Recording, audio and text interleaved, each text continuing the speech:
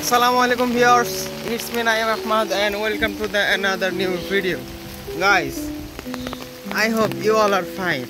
আজকে সকাল থেকেই প্রায় গুড়ি গুড়ি না ভালোই বৃষ্টি চলছে।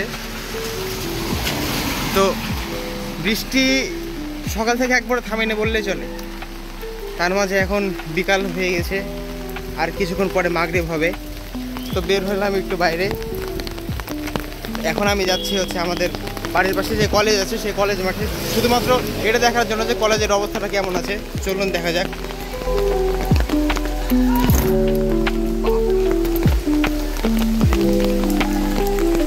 ও ভাই, কলেজে ফুটবল খেলার অনুমতি দিয়ে দিয়েছে।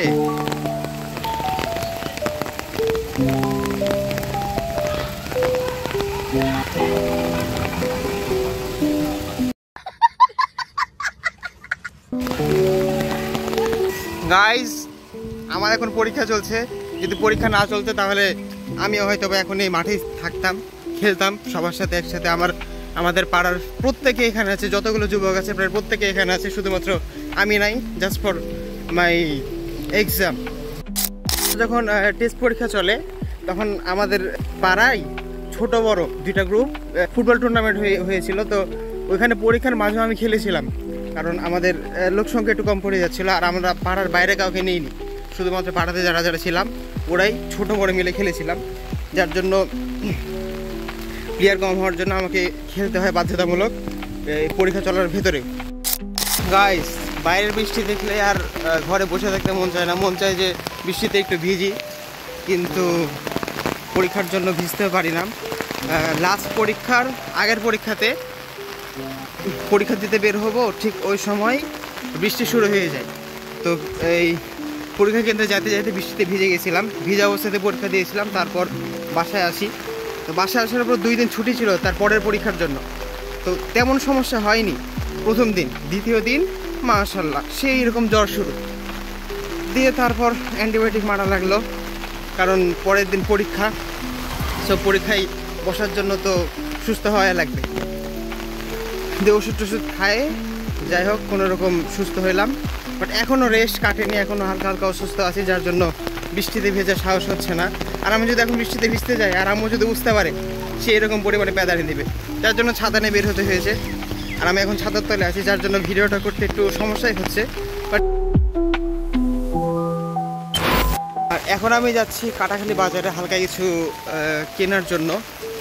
দেন ওইটা কিনে বাসায় যাওয়া লাগবে, বাসায় যেয়ে আবার পড়তে বসা লাগবে, কারণ আগামীকালকে আবার এক্সাম আছে।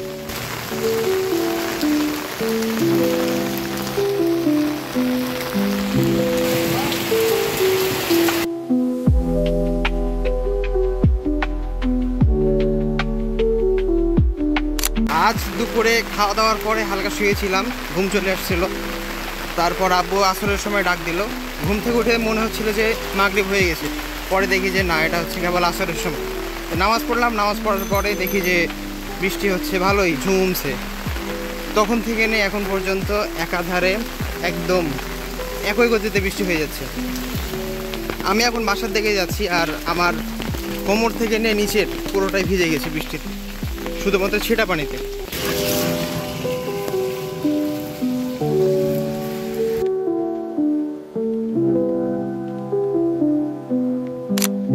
দুই দিন হলো বাসায় নানি আসছে।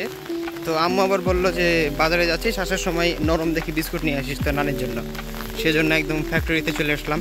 ফ্যাক্টরি থেকে নরম দেখে টাটকা বিস্কুট নিলাম। এখন যা কিছু নেওয়ার ছিল তার সব কিছু নেওয়া হয়ে গেছে, এখন যাচ্ছি বাসার দিকে। সো গাইস, এতক্ষণ আমার সাথে থাকার জন্য আপনাদেরকে অসংখ্য অসংখ্য ধন্যবাদ। আজকের ভিডিও এখানে শেষ করছি।